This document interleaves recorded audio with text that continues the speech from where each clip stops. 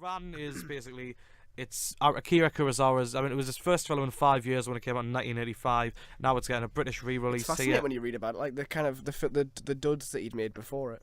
Yeah. And then he made Ran, and everyone was like, well, I mean, okay. some of them are supposed to be like really good if you look back at them. Our critics really didn't take to them over the time. But yeah, 1985. Now it's finally getting re-released in 4K resolution. Well, 4K restoration. Restoration, so actually 4K. yes. And it is on Blu-ray now as well. I mean, are they still showing it? No, actually, yeah, it's on again on Sunday, as in Sunday the 8th of May. Oh, okay, so you can still have a chance to see it. It might be sold out by now. If you catch it, ours was sold out. Yeah, but I mean, if you catch it, it's highly recommended because this is it's Kurosawa's sort of reinterpretation of Shakespeare's King Lear story, where basically the Lear counterpart in this story is a 16th century warlord who announces that he's about to divide his kingdom equally because he's getting old between his three sons, all dressed in different stark colours. I'll get to the colour in a second. Like Power Rangers. Yeah, but he sort of falls prey to the false flattery of his sort of the older, more like brash, sort of like cocky sons,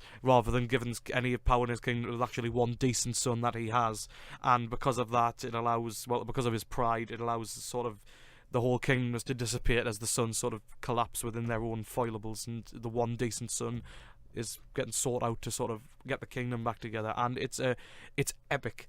That is the proper word to describe it. It's a properly epic tale that is I mean, it's nearly 3 hours. It's 2 hours 50, and it's a consistently good watch. Like from start to finish, it's just, I mean, it's got skill that some modern films with CGI that could blow up the world, threaten civilizations untold, just can't even do. This is one story about one kingdom in Japan that is so much more epic than any, like a lot of, like maybe any modern film that I can think of has done, because it's just such a massive scope. I mean, some of the shots that Kurosawa manages to get are just incredible, of the hills and sort of, and the use of colour. Like I said, I mean, the three sons dressed in three very stark colours. You've got the more honourable son dressed in blue, and the older son dressed in red, and then sort of gold yellow, sort of that kind of colour. Mustard.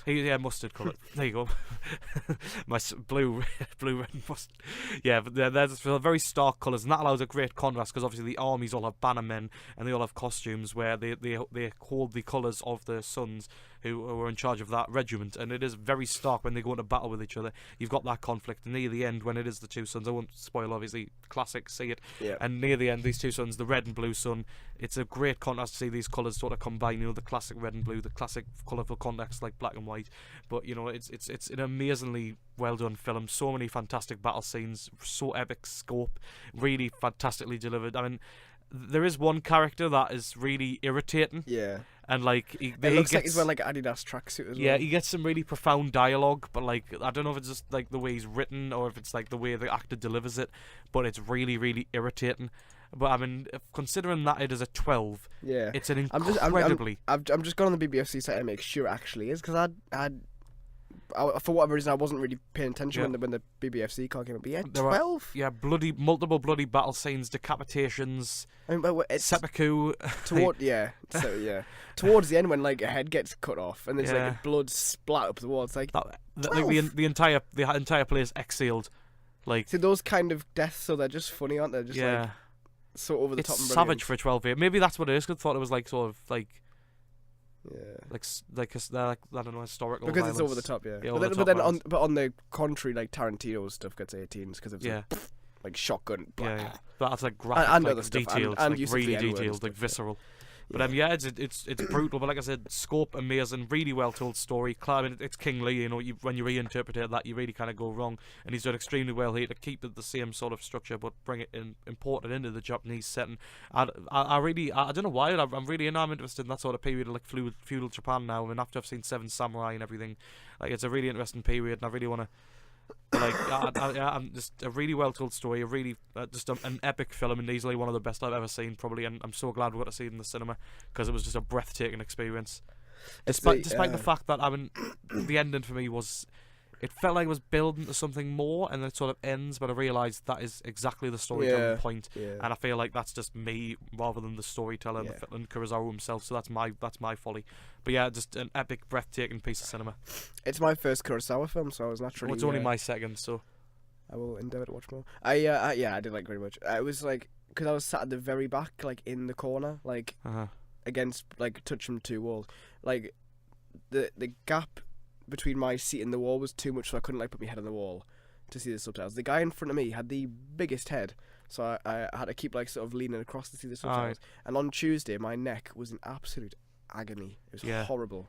Yeah, there was nothing you can do. Like it was like fully sold out. In contrast, I was the 3rd row from the front, and I was quite close. I was really, my neck was really stiff at the end, and I had a guy to the left of me who was eating a lot of food and making a lot of heavy breathing noises. God damn it, people! Which really took it out of me. And yeah, that's it. That's and a woman in front of me with a really big head also, so I couldn't lie down. I couldn't get comfortable. So it got me thinking though, because I was sucked in completely. It got me thinking, like, if you've got a big head, or like if you're very tall, shouldn't be allowed in. Yeah. Oh no, just big head screenings. Yeah. Or big like afro screenings. Yeah. Well, I was gonna say, like, just make sure they sit at the back. I mean, do you think? But I think just ban them, actually. Yeah. Do you think people with afros make conscious decisions to sit at the back because they know they're probably going to get shouted at? Well, that's like because when me and Joe were sitting there waiting for you, as usual. Hey. You do.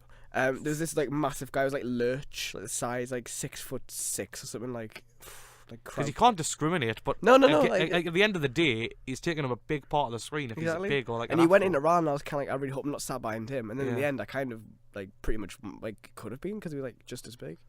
But yeah. But like the person he was with as well, like she was small, so they could have switched. But I'm not that kind of person. I couldn't. Nah. But next time I will, because it was annoying and my neck hurt.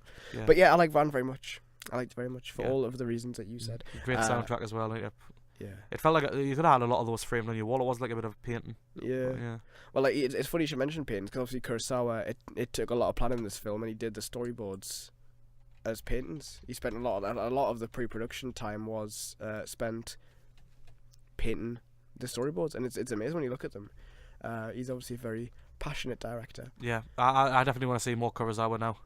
The meaning's chaos, isn't it? That's why I was just searching that on Google there because it means chaos. And obviously, this is an incredibly chaotic film. But yeah, it properly a definite epic, like really properly epic film. Definitely recommended. And if you can catch it, get it watched, people. I mean, yeah, it's on the Tyneside on Sunday. It's also on Blu-ray. I imagine it looks very good in both. There you go.